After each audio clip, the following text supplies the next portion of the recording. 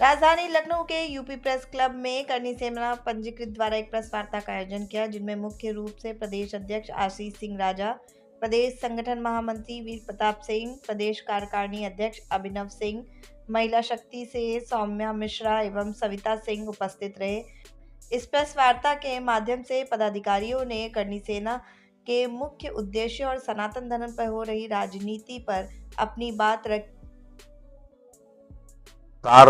का कार्यक्रम चालू हो रहा है। आज से सभी प्रदेश से आए हुए जितने हमारे भाई हैं, अभिनव भाई, वीर प्रताप जी, सौम्या जी, तो हम लोग अब विस्तार कैदेश करेंगे करनी सेना का। आने वाले समय में हम लोग आगे बढ़ना चाहते हैं चुनाव की तरफ। देखेंगे जब सामान्य लोगों के ऊपर लड़ाई यूजीसी के माध्यम से रख रहे हैं, तो अब हम लोग जो है चाह रहे हैं कि नहीं हटाया जाता यूजीसी, तो हम लोग अपनी करनी सेना को चुनाव में भी उतार सकते हैं।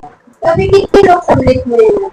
हमारे साथ में हजारों लोग रोज सम्मिलित हो रहे हैं। हजारों लोग, बाराबंकी में 5000 लोग अभी 2-4 दिन में प्रोग्राम में सम्मिलित होंगे। सम्मिलित हुए ये हमारी अवध क्रांति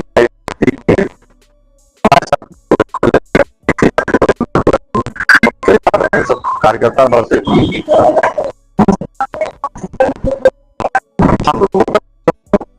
यही है कि सनातन को, जैसे स्वामी मौर्य, रावण, अखिलेश यादव जी, ये सब लोग जो है सनातन को, हमारे देवी देवताओं को नाश करने पे लगे हैं।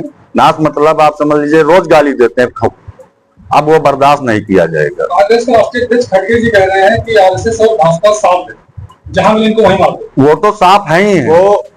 वो जो है ओवर एज हो चुके हैं, उनका रिटायरमेंट का समय है। उनको भेजिए कहीं गंगा उंगा दर्शन करे जाके। उनका राजनीतिक में कोई जो है वो प्रभाव भाव नहीं, वो खत्म। कितने सीटों पर चुनाव लड़ने का विचार है? अब ये तो मोदी जी, योगी जी के ऊपर यूजीसी हटाएंगे कि नहीं हटाएंगे। यानी यूजीसी आपका प्रमुख मुद्दा वो रहेगा। और ये जैसे रावण जैसे आतंकवादी सपोर्टर लोग, आतंकवादियों से पैसा लेकर रावण और स्वामी प्रसाद मौर्य, अखिलेश यादव, ये लोग जो है सनातन को बदनाम कर रहे हैं, तो ये बहुत गलत मैसेज जा रहा है इससे। महिला सीटों से आप चुनाव में 2027 महिला 33% हम लोगों को, हमारे राष्ट्रीय अध्यक्ष सूरजपाल अंबू जी का वो है 33% आरक्षण मिला, 33% लाएंगे हम लोग। किसी पार्टी से देखा जाएगा, वो आगे का विचार आगे देखा जाएगा।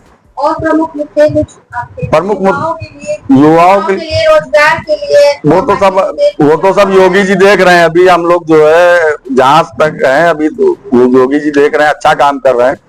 हम लोगों का एक मुद्दा ये है, अयोध्या में जो राम मंदिर बना है, उसमें जब तक हम लोगों का, हमारे राष्ट्रीय अध्यक्ष सूरजपाल अंबू जी का ये मानना है कि जब तक वहां सदस्य हमारा एक परिवार का नहीं होगा, तब तक जो है हम वहां दर्शन करने नहीं जाएंगे।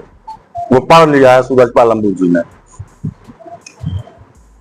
आप पूछते जाइए जो पूछता है। सनातन के लिए तमाम संगठन काम कर रहे हैं, लेकिन करनी सेना ऐसा क्यों है कि लगातार लोग दुकान खोल के बैठे हैं, चंदा और डंडा मजबूत करके भारत के सनातन के साथ खिलवाड़ कर रहे हैं। अगर आधे लोग सनातन का संगठन चला रहे हैं, तो सनातन के ऊपर टारगेट करने वालों को अब तक जवाब क्यों नहीं दिया गया? उनको जवाब देने के लिए सिर्फ करनी सेना बैठी है। इसलिए सनातन के मुद्दे पे करनी सेना मजबूती से खड़ी है, और हर उस व्यक्ति की जवान खींचने का काम करनी सेना करेगी जो हमारे सनातन को, देवी देवताओं को टारगेट करेगा। कुछ लोग करनी सेना पर भी सवाल उठाते हैं, कहते हैं कि कार्यशैली अलग लेवल की, उस पर क्या कहना चाहेंगे आप? वो कौन लोग हैं, कहाँ पाए जाते हैं? करनी सेना एक सामाजिक संगठन है, समाज में व्याप्त कुरीतियों के खिलाफ लड़ती है। हर आदमी सवाल लोग भगवान को उठा रहे हैं, करनी सेना पे सवाल उठा रहे हैं, कौन सी बड़ी बात? ठाकुर भी टेंगा है, कहने दो। हमारे यहाँ आइए, आपको बिठाते हैं। दीपा नीचे के ब्राह्मण है, हम लोग 36 बिरादरियों को लेकर चल रहे हैं। आक्रामक हमारे सभी हमारे लोग हैं, आक्रामक हमारे बाप दादा रहे हैं। आक्रामकता से ही ये भारत बचा है। ये भारत कभी शंख बजा के और जो है वो लोगों से माला पहना के नहीं बचा है। इसके लिए हमारे पूर्वजों ने गर्दन कटवाई है, तब ये भारत बचा है।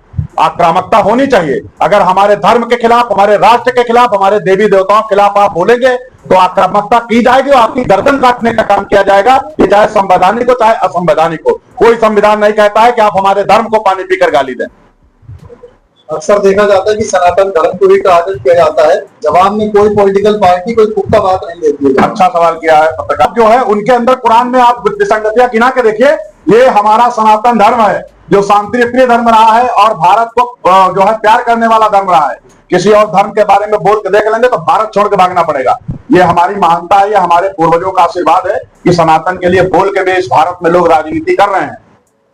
जिस दिन हम लोग उनको ही उनकी भाषा में रिस्पॉन्स देना बंद कर देंगे, उस दिन ऐसे लोग राजनीति तो दूर कर दीजिए, घर में सुरक्षित नहीं रह पाएंगे। लोग 14 अप्रैल को मनुस्मृति जलाई जाएगी। हम उसको जलाना शुरू करेंगे जो मनुस्मृति जलाएगा।